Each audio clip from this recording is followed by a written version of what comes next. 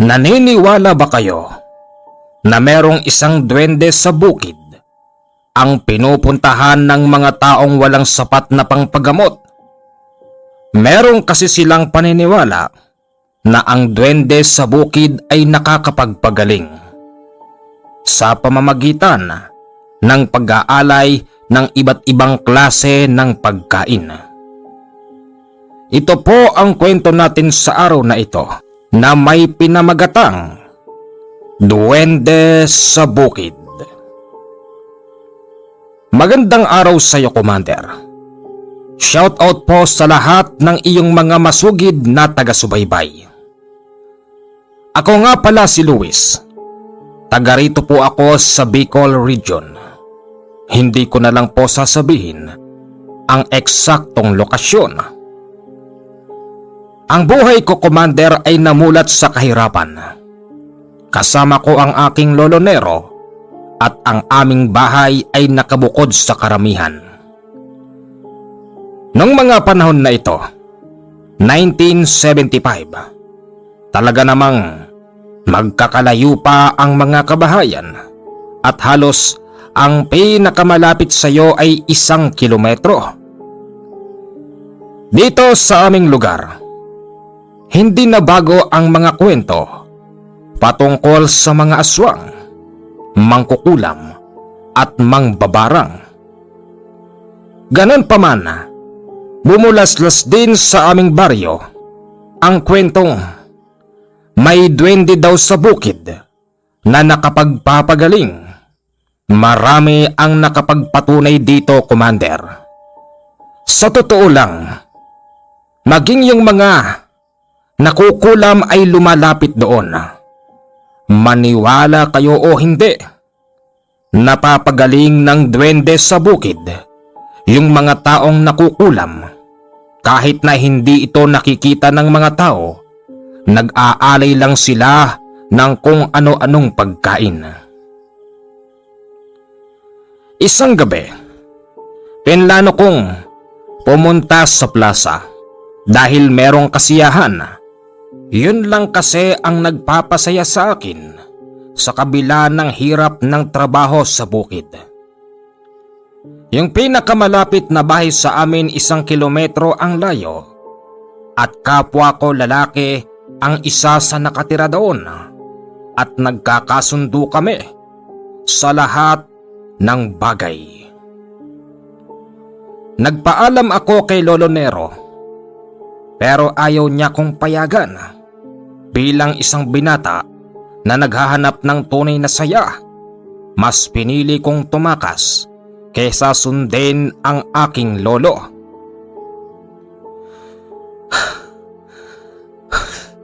Sa wakas, tulog na ang lolo.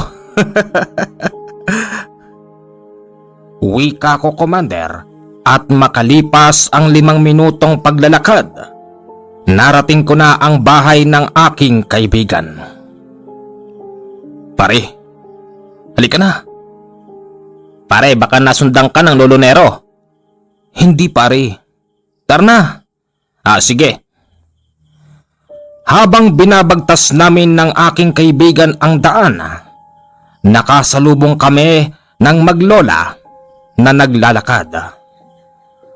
Saan ho kayo pupunta? Gabi na. Napakadilim. Magtutungo kami sa bukid. Bakit ho? Hindi nyo ba alam na merong duwende doon na nakapagpapagaling? Lola, hindi po totoo yun. Shh. Pare, totoo yun. Ang nakapagpatunay, yung nanay at tatay ko. Sige ho, Lola. Mag-iingat ho kayo. At gabi na baka humatuklaw kayo ng ahas. Sige, saan ba kayo pupunta, mga bata? Diyan lang po sa plaza. May kasiyahan po dun . Sige. At kanina lang ay napadaan kami ron. Ang dami-daming mga kadalagahan at mga kabinataan.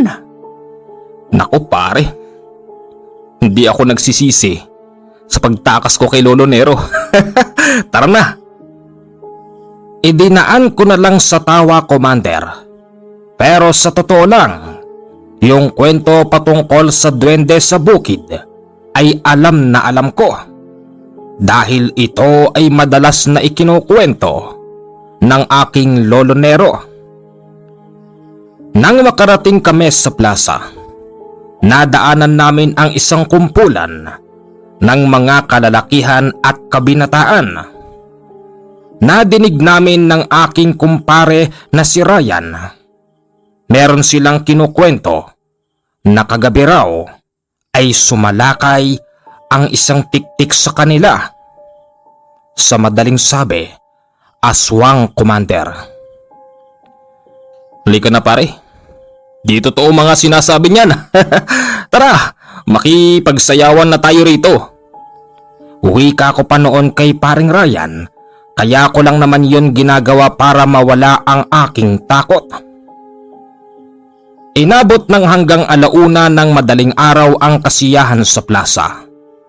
Pagkatapos noon, umuwi na kaming dalawa ni paring Ryan at sa muling pagkikita namin ng matanda, meron siyang naikuwento sa amin. Oh, Lola, ngayon pa lang po kayo uuwi? Oo. Alam mo kasi, ang dami-daming nakapila. Nakapila? Oo. Bakit? Hindi mo ba talaga alam ang kwento patungkol sa duwende dyan sa bukid? Taga-bukid ka, iho, di ba? Opo. Kinukwento rin naman sa akin yun ng lolo Nero. Kaya lang, hindi ko pa nasasaksihan eh. Kuya, ang dami pong nakapila dun. Di niyo ba talaga nararating yun? Medyo malapit lang po yun sa inyo. Tsaka yung lugar, medyo matataas yung talahib. Tapos merong nag-iisang punong malaki. Tapos, ang laki-laki ng punso, nakakapit dun sa may matabang puno. Di ba Lola? Oo. Ang dami-daming nakapila dun, iho. Alam mo bang lahat kami ay merong mga daladalang mga pagkain? Ang tanong po Lola, nagpapakita po ba yung duwende? Hindi nga Nagsasalita kaming lahat. Tapos iniiwan namin ang mga dala naming alay para sa kanya. Maitanong ko lang po Lola, ano ho bang sakit nyo? Hindi ako ang may sakit. Ang aking apo na si Billy. Kanina, nang masalubong namin kayo, nahihilo ang aking apo. Halos hindi siya makalakad kanina, di ba? Pero ngayon, magaling na ang aking apo. Magaling na po ako, Lola. Ang galing palang manggamot ng duwende doon. Kahit na hindi nagpapakita, talagang nakakapagpagaling. Yung isa nga po doon, kuya, kanina nakita ko. May bitbit siyang isang buong manok. Sabi niya, ibibigay niya raw yung manok na yun. Pagalingin lang daw yung mga sugat niya. Ang dami-dami kayang sugat ng babae.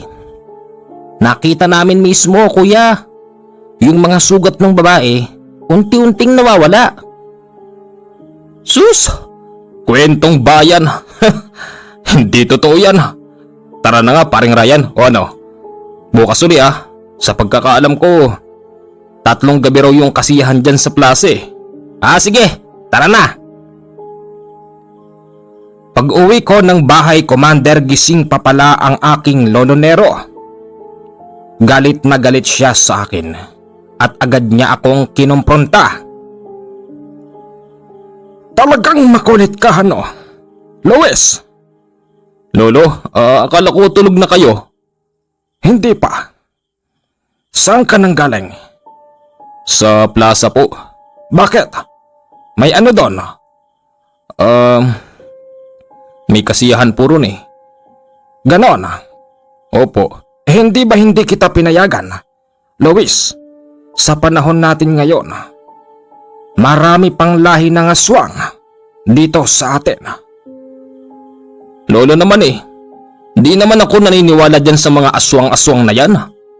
Katulad ng duwende dito sa bukid na sinasabi nilang nakakapagpagaling ng kahit na anong sakit. Puro kwentong bayan lang yan, Lolo Kahit kayo kinukwento nyo sa akin yan pero hindi ako naniniwala. Lois, Huwag kang bastos kapag kinakausap kita. Tumataas na boses mo ah. Hindi kita pinalaking ganyan. Ang akin lang, kung hindi ka naniniwala sa mga kwento ng nakakatanda pues, respeto na lang. Ay naku lolo, matutulog na po ako. Madaling araw na eh. Pagkatapos naming magsagutan ng aking lolo, nakatulog lang ako ng 2 oras. Sa aking pagkakatanda, alas 3 pa lang ito ng madaling araw. Nadinig ko, Commander, na merong 2 lalaking tumatakbo at humihingi ng tulong. Napasilip ako sa bintana, ganon din ang aking lolo. Maya-maya pa, yung 2 lalaki ay malapit na sa aming kubo. Walang ano-ano'y, tumalon ang 2 lalaking yon sa mismong bintana kung saan ba ako nakahiga. Maya-maya pa, may nakita akong malaking mama.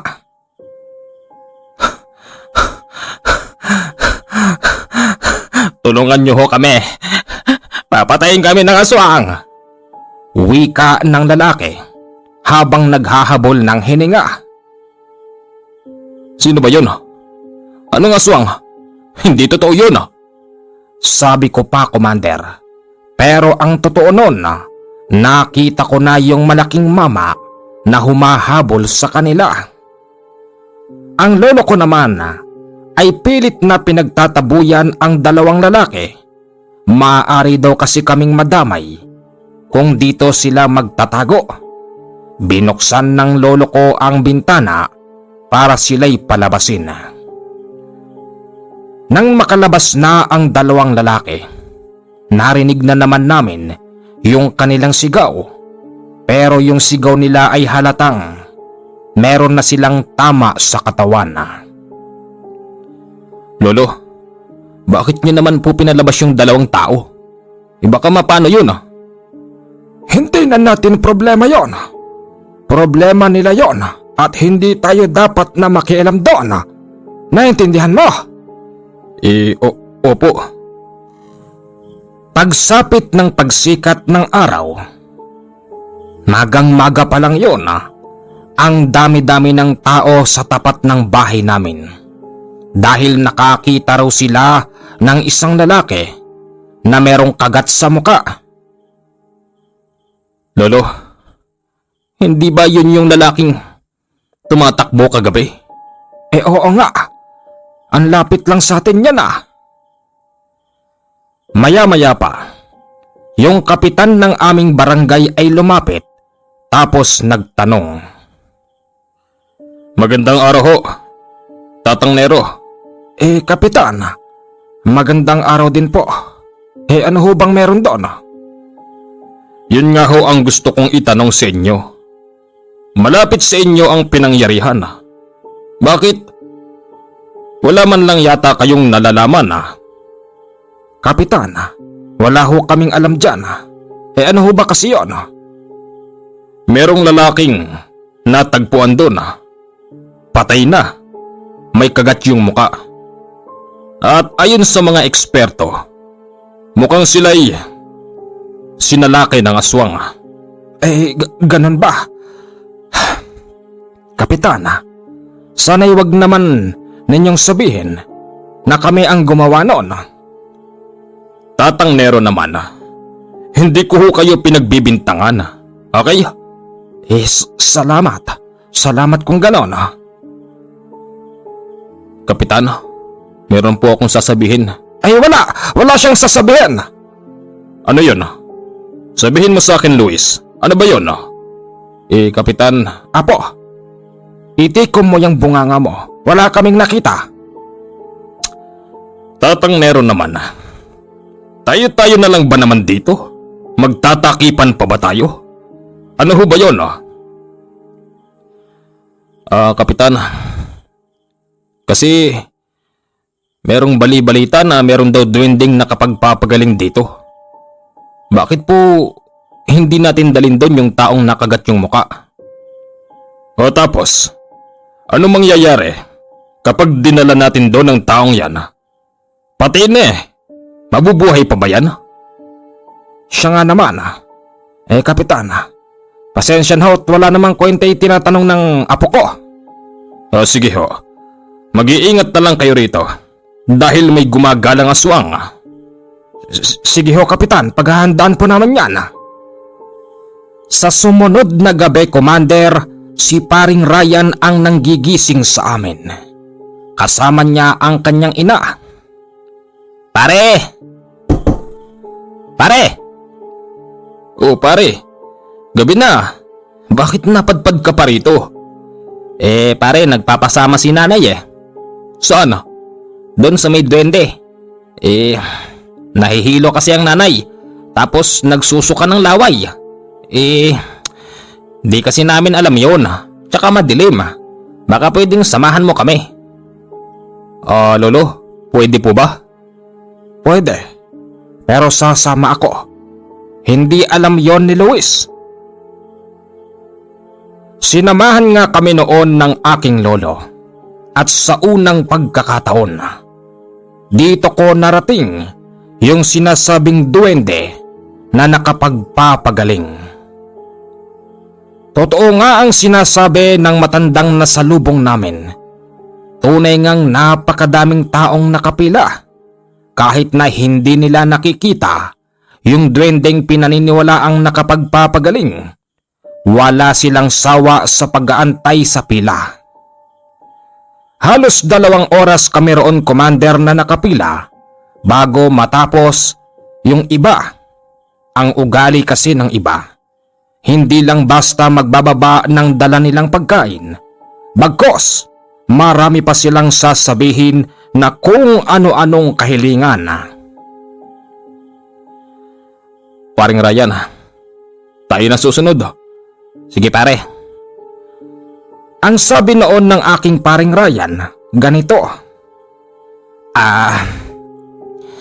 Mamang Duwende, hindi man kita nakikita. Naniniwala kami sa iyo na naririnig mo kami. Alam ko, pagagalingin mo ang nanay ko. Meron kaming bitbit na 1 baon ng kanin at 1 baon ng ulam. Meron ding mga candy para sa iyo to. Mamang Duwende, parang awa mo na. Pagalingin mo na po ang aking nanay. Matapos yun sabihin ni paring Ryan, maniwala kayo o hindi, bigla na lamang itong nagtanggal ng sarong sa ulo tapos nagsalitang wala na raw ang kanyang karamdaman. Sa tuwing ganon ang senaryo, Commander, nagtatayuan ang mga taong nakapila at lahat sila ay nagpapalakpakan. Pagkatapos noon ay umuwi na kami. Mas mabilis pa nga sa amin maglakad yung nanay ni paring Ryan. Kinabukasan, sabi ng aking lolo, ang duwendeng nakatira doon ay merong mahabang tenga na parabang pakpak ng paniki. Kinilabutan ako, Commander, sa sinabi ng aking lolo. At nung gabi daw na yon, nagpakita ang duwende. Pero bukod tanging siya lang ang nakakita, hindi ang karamihan. Oh? Totoo, lolo? Totoo. Naroon ang duwende. Sa tuwing merong mag-aalay, nagpapakita siya. Ang laki ng tenga niya, parang sa paniki. Parang pakpak na nga yun ng ulo niya. Lolo, bakit po di nyo man lang sinabi yun? Bakit ko sasabihin? Malamang matatakot ka. Matatakotin ka pa naman, Luis. Talaga, lolo. Kung sinabi mo yon, baka iniwanan ko kayo ron. Sa sumunod na gabi, Commander, para bang may prosesyon.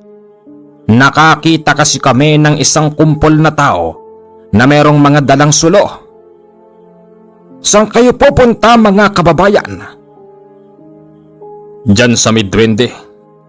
Lahat kami ay merong karamdaman. Katulad ko, meron akong sakit. Di ko mawari eh. Di ko malaman anong klaseng sakit ba to.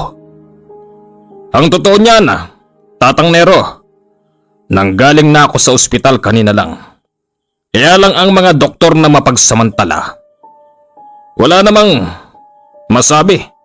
Hiningan pa ako ng bayad, lecheng mga yun. Ganon talaga, Renato. Huwag ka nang magalit. Buti naniniwala ka na merong duwende na pwedeng magpagaling sa'yo. Ang totoo niyan, hindi ako naniniwala eh. Pero magbabakas sakali na rin ako. Tsaka marami din namang nagsasabi na talagang ang duwende rito sa bukid ay nakakapagpagaling. Sige, Renato. Mag-iingat kayo. Gabi na baka matoka kayo ng ahas. Sige ho. Commander, lahat ng mga tao roon na nagpupunta, iisa ang sinasabi. Lahat daw sila ay napapagaling. Katunayan, meron pa ngang nagpunta roon. Malapit na raw itong mamatay. Araw na lang ang bibilangin dahil yon ang sinabi ng doktor. Taga rito lang din yun sa amin sa Bicol. At nang dalhin nila ito sa duwende sa bukid, napagaling pa ang taong yon. Noong mga panahon na ito, Commander, kalat na kalat sa amin ang kwento na yon. Nang dahil dito, marami ng mga tao ang interesadong pumunta. Kaya lang, hindi lahat sakit ang dadalhin. Meron pa ngang mga lasing na nagtutungo roon at humihingi ng maraming pera para pangbili ng alak. At yung iba naman, nagtutungo lang doon upang sabihing bigyan sila ng kayamanan. At yung iba naman, nagtutungo roon para sabihing sana mawala na sa landas niya si ganito, si ganyan. Hindi na nagustuhan ng aming kapitan ang ginagawa ng mga dayuhan na yon. Tila ba nabababoy ang aming lugar? Sa totoo lang, ang mga taong humihiling ng ganon ay hindi kababarangay namin, bagkos galing sa kabilang barangay. Isang gabi, ako na mismo, Commander, ang nakasaksi sa paghihimala ng duwendeng tunay ngang nakakagamot. Sinamahan ko ang isang pamilyang walang pera. Ganon pa man, meron silang bitbit na pagkain upang alay sa duwende. Heto na ho ang aming alay. Ako po ay kinukulam. Kilala ko ang kumukulam sa akin. Tulungan niyo po ako. Wika nung babae. Ibang klase kasi ang nangyayari sa babaeng yon. Parang hindi lang kulam, parang may kasamang pang-aaswang. Sumusuka ang babaeng yon ng malapot na laway, tapos may kasama pang kung ano-anong klase ng insekto. Nang diri ako, halos hindi na ako makatingin sa babae. Maya-maya pa, narinig kong may nagsalita. Yung salitang nanggagaling sa maliit na tinig. Tumingin-tingin ako sa paligid kasi hinahanap ko kung saan ba yun nanggagaling. Ang hindi ko alam, ako lang pala ang nakakadinig sa sinasabi noon. Inaswang ka! Inaswang ka! Wika nung tinig. Maya-maya pa'y nakita kong sa punso na nakakapit sa matabang puno, merong maliit na taong gumagalaw. Dito na ako naniwala, Commander, na yung sinasabi ng lolo, isang maliit na tao tapos merong mahabang tenga na parabang pakpak ng paniki ang duwendeng nakatira doon. Bigla na lamang akong napabalikwas sa aking inuupuan dahil nga sa nakita ko yung duwende. Nakakatakot din kasi ang itsura niya. Tapos yung mga mata niya ay parang namumula. Naisip ko tuloy na hindi kaya't isa lamang itong malaking propaganda.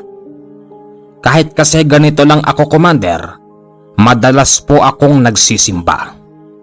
At palaging sinasabi ng aming pastor na kung anumang klaseng himala ang nakikita namin sa paligid, ito ay malaking panglilinlang.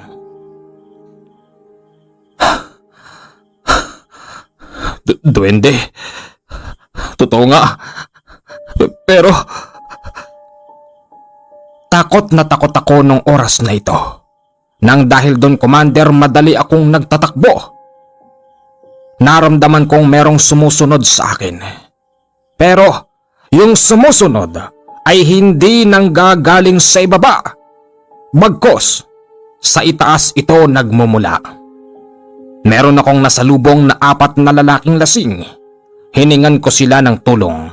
Pero ganito lang ang sinabi nila sa akin. ay, binatang walang silbi. Muwi ka na. Muwi ka na. Anong tulong-tulong? Mga lasing kami. Baka gusto mong pulutanin ka namin. Wika nung lalaking lasing. Nagdere-derecho ako sa aking pagtatatakbo.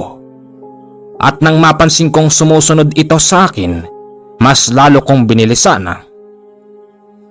Naisip ko, bakit ako ang punteriya ng aswang? Tao rin naman yung mga hinihingan ko ng tulong.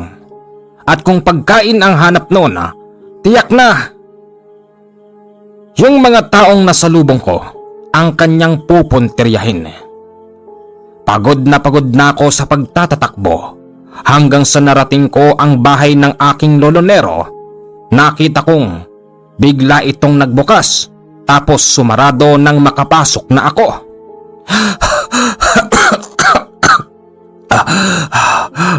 Lolo, diyan pala kayo.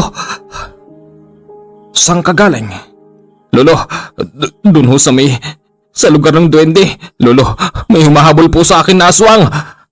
Alam ko. Alam nyo? Oo. Hindi ko nasabi sa iyo . Alin po? Hindi ko nasabi sa iyo, Apo, na ang sino mang makakakita sa duwendeng yon ay makakakita rin ng aswang. Alam mo ba, nang kasama natin sila Ryan, may nagpakita rin sa atin na aswang. Pero nagbulag-bulagan na lang ako dahil alam kong hindi aatake yon sa mga taong mahigit sa 2 ang bilang. Kaya naman pala, Lolo May nasulubong ako mga lasing. 4 na lalaki yun . Hinihingan ko sila ng tulong, kaya lang di sila namansin. Tapos inaasahan kong yung mga lalaki ang aatakihin ng aswang. Pero ako, Lolo Ako yung sinundan. Lolo, lock mo na yan. Baka mamaya pasukin tayo rito noon. Hindi tayo papasukin dito noon. Dahil ang aswang na tumugis sa'yo ay kaibigan ng duwende. Anong ibig mong sabihin, Lolo? Ay nako. Ito agad ang hindi ko nasabi sa'yo. Ikaw kasi matatakutin ka. Tapos hindi ka pa naniniwala. Apo, ang duwendeng yun na nanggagamot ay kaibigan ng aswang. Totoo? Oo. Totoo yun, Apo. Ang hindi ko lang maintindihan kung bakit ganon ang nangyayari. Hindi ko alam kung ano ba ang pinaglalaban ng mga yon. Isipin mo ba naman, yung duwende magpapagaling, tapos yung aswang na kaibigan niya ay mananakit. Sana'y merong isang magaling na albularyo ang bigay sa atin ng kaalaman kung bakit ganon ang ginagawa ng magkaibigang duwende at aswang. Lolo, hindi ko ho kayo maintindihan. Ako man hindi ko rin maintindihan yung sinasabi ko pero yun ang pagkakaalam ko. Hinihiling ko minsan na sana'y merong isang albularyo na magka-interes na pumunta sa lugar ng duwende para nang sa ganun malaman natin ang totoo. Lolo, alam nyo pala Bakit di nyo man lang magawang sabihin yung mga taong nagpupunta ron? Maging sila paring Ryan, yung pamilya niya. Bakit hinayaan nyo? Sa palagay mo, naniniwala sila sa akin? Yon ang paniniwala nila Hindi natin yon pwedeng baliin. Ang importante na lang sa akin na po, pag may taong nagtutungo ron hindi sinasaktan.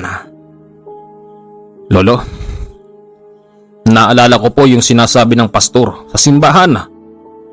Yung mga ganyan daw na himala sa paligid, likha raw ng kalaban niyan.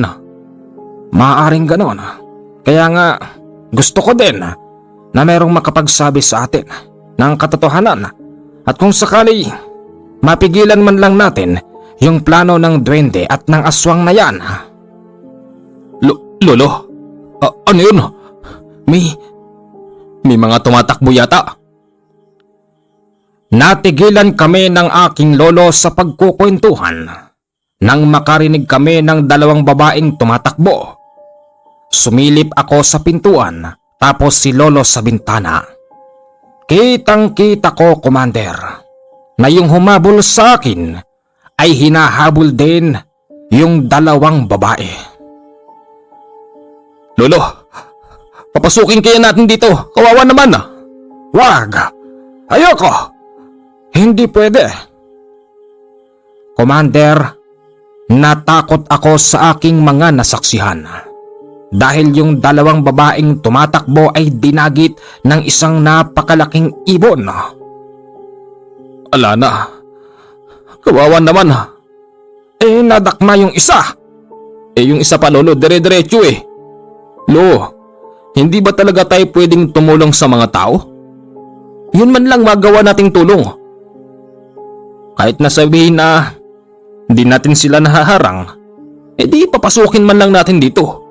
Di ba nga, kapag nakapasok na sa bahay, hindi naman na pinupuntahan ng humahabol. Sige. Sige po. Sa sumunod na gabi ganon na naman, Commander. Mas lalong napapadalas yung pagtugis ng aswang sa isa at dalawang tao. Sa loob ng isang gabi, halos 5 tao ang napapasok namin ng lolo sa aming bahay at lahat sila iisa ang kwento. Nakita raw nila yung duwending maliit na gumagapang sa punso.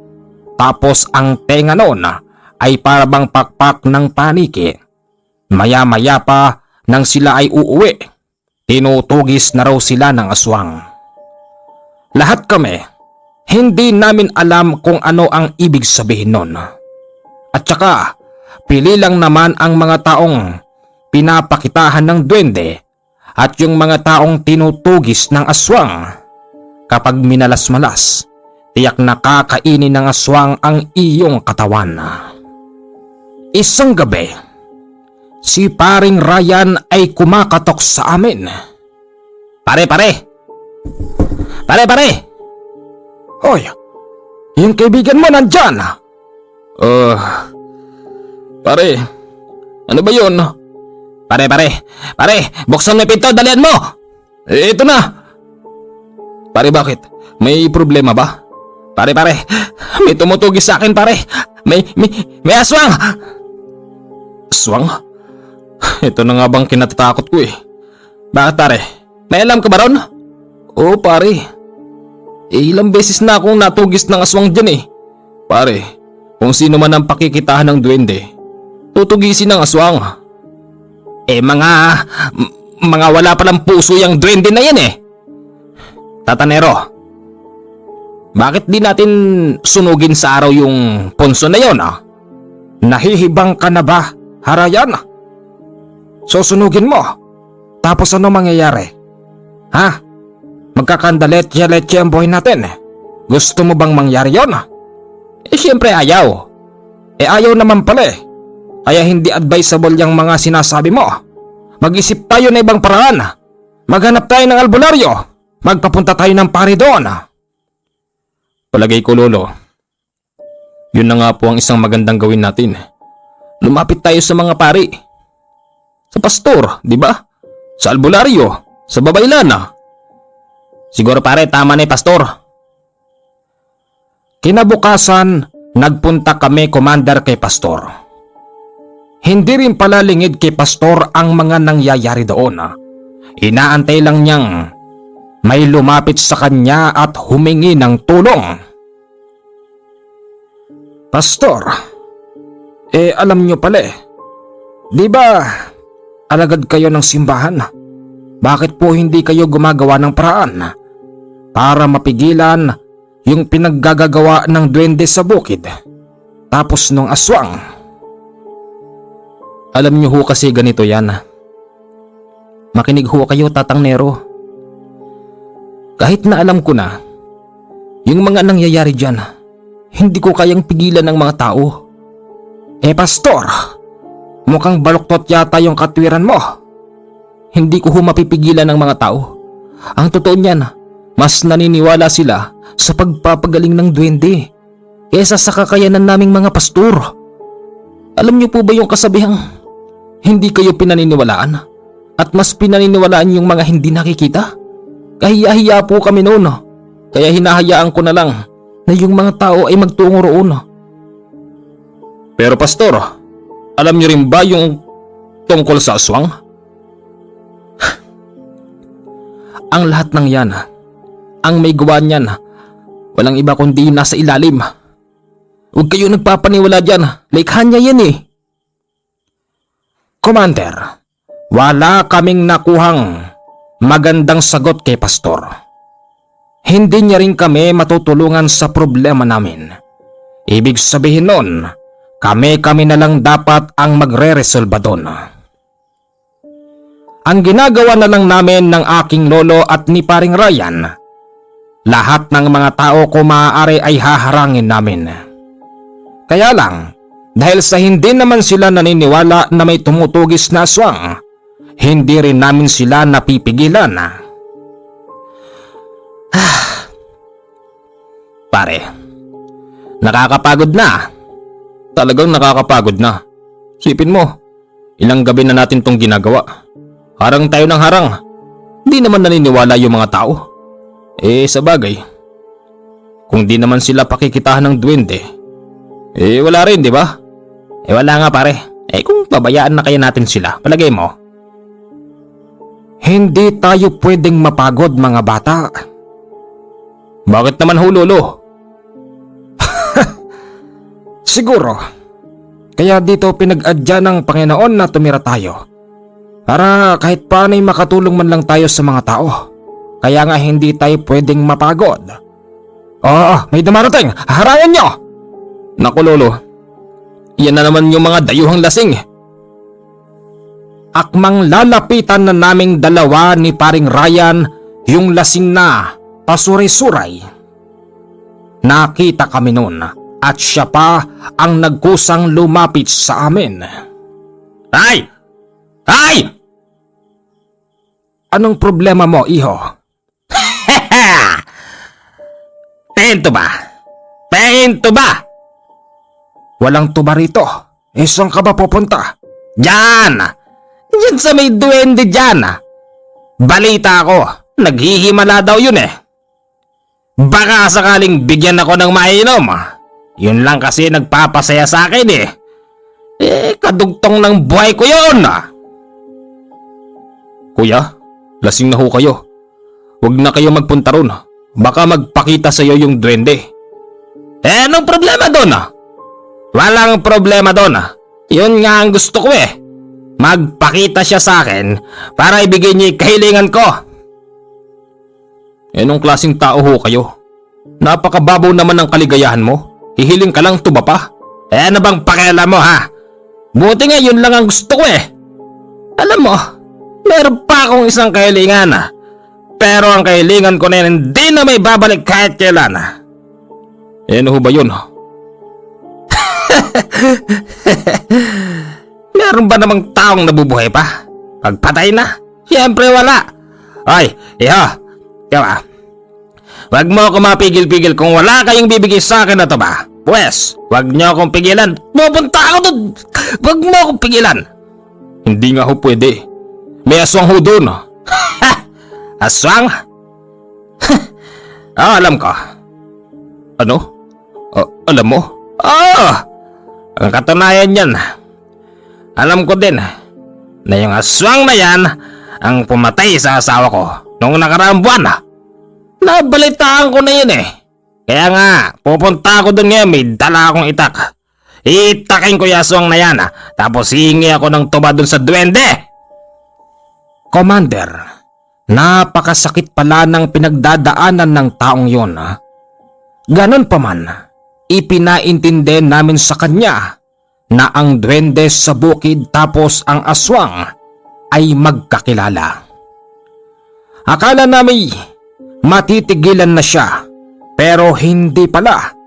Mas lalo pa itong naghimutok sa galit. Ganun naman pala eh.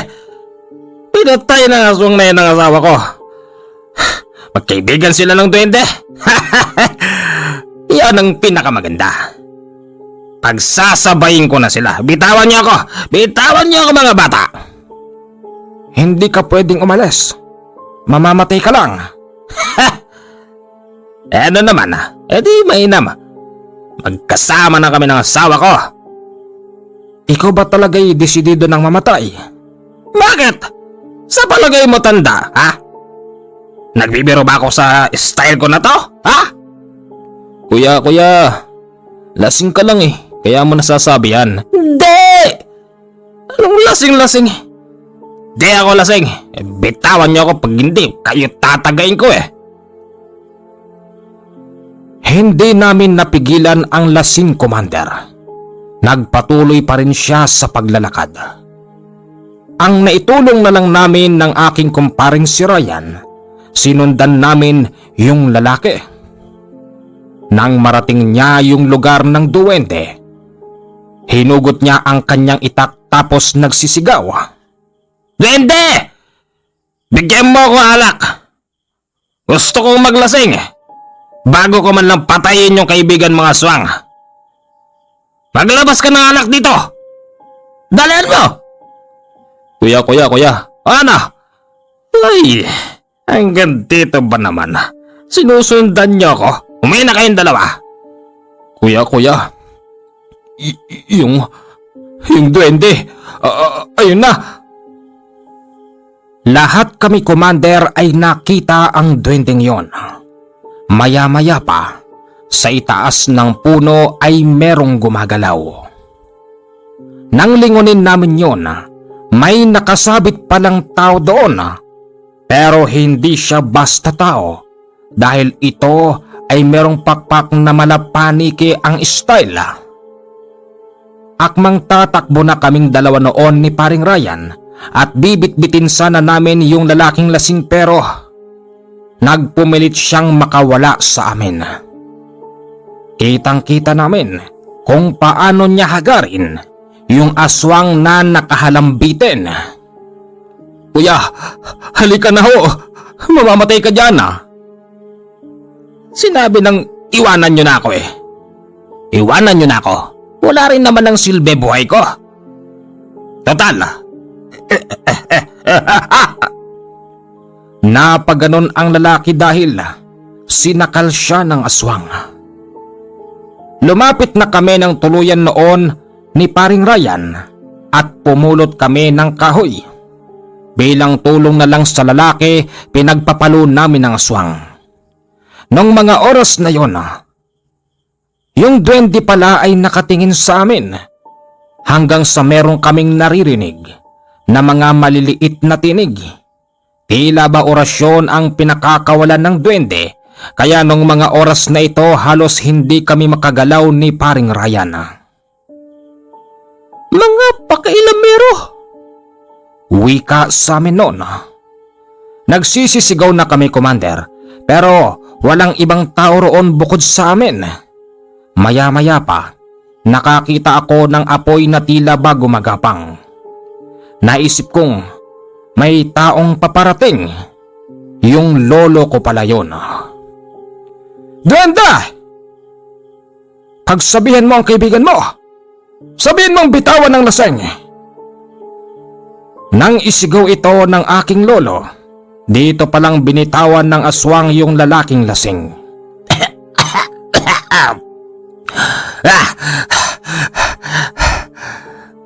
May utak ka rin pala. Medyo natanggal ang pagkalasing ko. Dahil dyan, tutuluyan na kita. Muli na namang hinagad ng lalaking lasing ang aswang. Pero sa pagkakataon na yun, yung aswang ang natakot sa kanya. Tinugis niya ito kahit saan ito nagpunta. Maya-maya pa yung duwende ay para bang nagtatago. Duwende, nakita ka na namin. Sabihin mo sa amin ang lahat. Bakit ganito ang nangyayari? Isang malaking kasinungalingan ang ginagawa mo. Magpapagaling ka ng mga tao. Kapalit ay mga alay. Tapos yung pakikitahan mo ay hahagarin ng aswang. Bakit? Bakit ganon? Simple lang. O ano? Anong ibig mong sabihin? Hindi ko ginusto ang lahat ng ito. Teka nga lolo, sa tono ng pananalita nitong duwende para bang biktima siya eh. Oo, totoo yan. Biktima lang din ako. Noong araw, noong nag-iisa pa ako rito, hindi pa natatagpuan ng aswang ang aking tirahan. Tumutulong ako sa mga taong walang-wala. Ginagamot ko sila kahit wala silang dala. Kaya lang naman nangyari yan. Dahil nang matagpuan ng aswang ang aking tirahan, tinakot nila ako. Tinakot ka? Eh bakit nagpatakot ka? Hindi ba duwende ka? Pwede ka naman maglaho. Oo, pwede. Pero paano naman ang bahay ko? Di maghanap ka ng iba. Di ba? Pwede naman yun eh. Oo, pwede. Pero paano ko hanapin ng mga tao? Ha? Oo nga no. Kaibigan duwende. Kaya naman pala. Kaya ako nagpapakita. Kasi pag nandyan siya, bilang babala yun sa mga tao na hahagarin niya ito. Teka nga kaibigan duwende. Ano bang ibig mong sabihin? Anong biktima? Lolo, ang ibig niyang sabihin para bang kinukontrol siya, di ba kaibigan duwende? Ganun na nga yun. Hindi ko gusto ang nangyayari. Alam ko pati ikaw hinagad ka ng aswang. Ginagawa niya akong pain sa mga tao para hindi siya mahirapan sa paghahanap ng makakain. Ganon ba? Ngayon, alam na namin ang totoo. Pero teka kaibigan, yung kasama naming lasing, hinabol ng aswang na yon. Kung babalik siya rito, kaya ko siyang itago. Matapos sabihin yun ng duwende ang ginawa namin ni paring Ryan, sinundan namin yung lalaking lasing at pinilit namin siyang bitbitin. Nang madala namin ang lalaking lasing sa lugar ng duwende, maya-maya pa yung aswang ay sumusunod sa kanya. Sa unang pagkakataon, narinig naming nagsalita ang aswang. Anong ibig sabihin nito? Pakawari ko'y nagkakasundo na kayo. Hoy aswang. Alam na namin ang totoo. Ikaw pala ang may pakana ng lahat ng to. Kaya pala sabi ng aking lolo, yung duwende rito ay nakakapanggamot. Pero nang malaman na ng karamihan na merong duwende rito na nakakagamot, bigla ka namang sisibol dito na para bang wala lang. Mangbibiktima ka pa ng mga tao. O aswang, mag-isip-isip ka. Marami kami rito. Nag-iisa ka lang. Kaya ka naming patayin at ilibing ng buhay. Pare, mali yata yung pare ah. Alin pare? Yung sinabi mo, papatayin tapos ililibing na buhay? Shh, kamaingay, ganun din yun.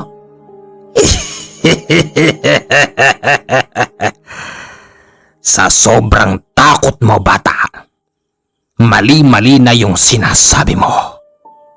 Sabihin na nating marami ang bilang nyo.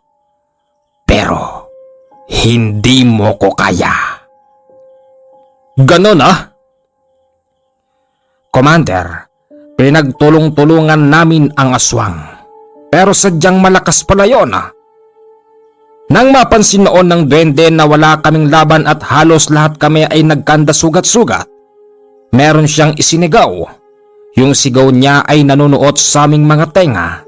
Maniwala kayo o hindi, bigla na lamang kaming nawala sa aming kinatatayuan. At nakita namin yung duwende na halos kasing laki na rin namin. Nasaan tayo? Lolo, anong lugar to? Maniwala po kayo o hindi, kami ay napunta sa parabang bodega. Yung bodegang napakadilim. Tapos, ang nagsisilbing pailaw, yung mga ginto. Ginto? Ang dami na ito Totoo ba to, Lolo? Totoo kaya ito? Pare, mag-uwi ako ng sandakot sa bahay. Sabi ng aking kumparing si Ryan. Nandirito kayo sa aking kaharian. Kaharian? Bakit mo kami dinala dito? Ito lang ang tamang lugar upang hindi tayo masundan ng aswang. Pero kaibigan, nasan ba talaga tayo? Di ba ang bahay mo, yung puno? Nandito tayo sa loob ng puno. Ano? Tapos kasing nakika namin. Wag mo sabihin, ganyan na rin kami kaliit sa'yo. Oo, tama. Naku, bakit mo ginawa yun? Baka sunugin ng aswang yung bahay mo. Bahala na. Ang importante, nakaligtas kayo. Commander, sa buong magdamag ay doon po kami namalagi. Hanggang sa kinabukasan, nakita na lang namin ng aming mga sarili ay nasa labas na ng puno. Totoo nga, Lolo. Totoong pinakawalan tayo ng duwende. Sabi ko naman sa iyo, Apo, na mabait ang duwendeng yun. Nakapagtataka lang kung bakit nahaluan ng aswang. Bago kami umalis doon, Commander, kumakaway pa ito sa amin. At naririnig din namin yung mga paalala niya. Pag-uwi namin sa aming mga bahay, naisip ng lolo na hindi pa tapos ang laban. Hanggat nabubuhay ang aswang na yon, tiyak namang bibiktima pa ito at gagamitin niya ang duwende para makaakit ng tao. Lolo, ano nang gagawin natin ngayon? Di ba? Anong gagawin natin? Paano natin mapipigilan ang aswang na yon? Katulad ng sinasabi ko, Apo, sana lang ay merong albularyo na mapadpad dito, mag-interes, para matapos na yan. 3 araw ang lumipas, Commander. Biglang naramdaman ng lolo yung napakabigat sa karamdaman. Pakawari niya ay parang meron daw naglulubog sa kanyang kinatatayuan. Apo, hindi ko alam kung bakit ako ganito. Lolo, ano bang nararamdaman mo? Para akong nilulubog Hindi kasi ipinagtapat sa akin ng aking lolo, Commander, na siya pala ay merong suot na mutya. Ang mutyang yon ay para bang nagkukusang umalis sa kanya at para bang hinihigop ito ng isang malakas na puwersa. Maniwala kayo o hindi, ang mutyang nakasuot kay lolo ay kusang kumawala sa kanyang dibdib at nasira pa nga ang kanyang damit. Dahil sa madilim ng mga oras na yon, hindi ko alam kung saan ba napunta yung suot niyang mutya. Maraming salamat dito.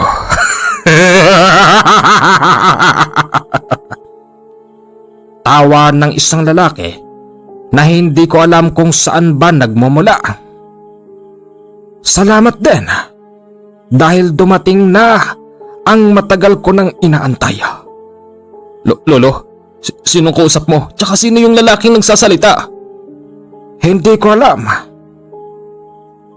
Maraming salamat dito sa mutya mo. Matagal ko nang hinahanap ito. Kaibigan, ano ka? Isa akong antingero. Alam mo kaya ako napunta rito? Dahil aking nabalitaan na meron daw aswang dito. Kaibigan, papatayin ko ang aswang na yan bilang pagpapasalamat sa mutya na ito. Kaya't wag mo nang aagawin to sa akin. Sige kaibigan, yun din naman ang gusto kong sabihin sa'yo. Natapusin mo ang aswang na yun dahil kawawa naman kami rito. Pero kaibigan, meron lang akong isang pakiusapan no. Wag na wag mong idadamay ang duwende. Dahil ang duwende rito sa bukid ay likas na tumutulong sa mga tao. Walang problema doon. Alis na ako at papatayin ko ang aswang na yon. Pagalis ng aswang, kinausap ko ang aking lolo. Lolo, meron pala kayong gamit? Meron. Kaya naman pala wala kayong ibang bukang bibig kundi puro albularyo. Tsaka isa pa, nagtataka naman ako. Paano nyo nalaman yung kwento patungkol dun sa duwende na yun? Kayo pala'y meron tangan. Yan ang sikreto ng lolo kung bakit kahit na 19 na ako ay malakas pa ako. Isa sa sikreto ng mga taong matagal mamatay, yung mga mutya na tangan-tangan. Matagal kong inalagaan yun na po at hindi ako nanghihinayang na mawala ito sa akin at nang maipasa sa karapat-dapat na tao. Lolo, ano kaya mangyayari? Mapapatay kaya ng mag-aanting na yun yung aswang? Sana nga. Sana nga. Pagsapit ng umaga, Commander, nariyan na naman ang mga bulong-bulungan na meron daw taong nakitang nakahandusay sa bukid. Pumunta kami roon ng aking lolo dahil sa hindi pa naman masyadong sikat ang araw sa lugar na aming pinagkakatipu-tipunan. Nakita namin yung aswang na patay. Aswang? Lolo? Ito kaya yung aswang na... Maaring yan yun. Salamat sa aking mutya. Salamat sa antingerong nagka-interest na pumunta rito. Nang dahil dyan, tapos na ang problema natin sa aswang. At nang dahil din dyan, yung kaibigan nating duwende ay patuloy na sa panggagamot sa mga taong lumalapit sa kanya. Ay nako. Salamat naman. Lolo kung ganun. Commander, 3 taon na lang akong namalagi sa lugar namin at wala na akong nabalitaan na tinutugis ng aswang. At ang duwende ay patuloy sa panggagamot. Umalis lang ako sa lugar namin dahil meron akong taong nakaalitan. Ang problema kong yun ay ayoko namang ilapit pa sa duwende dahil hindi naman ito angkop sa kanyang kakayanan at sa pagtulong sa tao. Nagpunta ako ng Maynila at dito ako nanirahan sa aking tiyo. Nagtrabaho po ako ng kung ano-ano. Hanggang dito na lang po ang aking kwento. Commander, ako po ay sumusuporta sa iyo. Araw-araw, lagi akong nakikinig sa iyo. Kaya't mas pinili kong sa iyo isulat ang kwento kong totoo. Alam ko na meron akong mga kababayan na subscriber mo. Sana ay merong makapagpatunay na ang kwento ko na ito ay totoo, lalo na ng kapanahunan ko. Tiyak na alam nila ang kwento na ito kung taga-roon sila sa aming baryo. Hanggang dito na lang po at sana'y inyong maibigan. Magandang araw sa iyo, Commander, at muli shoutout sa lahat ng iyong mga masugid na taga-subaybay. Okay, wag mo na kayong alis. Alam nyo, nagulat ako sa kwento Akala ko'y walang aswang Pero in fairness, maganda. Kaya lang medyo nahirapan ako Medyo pangit yung sulat ni Kuya hindi naman pangit, ang ibig ko sabihin parang mayroong salitang barok, ganun ba? Kumbaga sa English English Carabao. Pero Kuya, Luis, hindi kita inusugan sa sulat mo ha. Okay naman. Siyempre, may dinugtong tayo yung mga barok. Dinugtungan natin para matuwid naman yung mga binabasa natin, di ba? Maraming salamat po Kuya Luis sa pagbabahagi ng iyong nakakatakot na kwento o sa mga taga Bicol dyan. Baka alam nyo ang kwentong to. Comment mo naman. Maraming salamat po.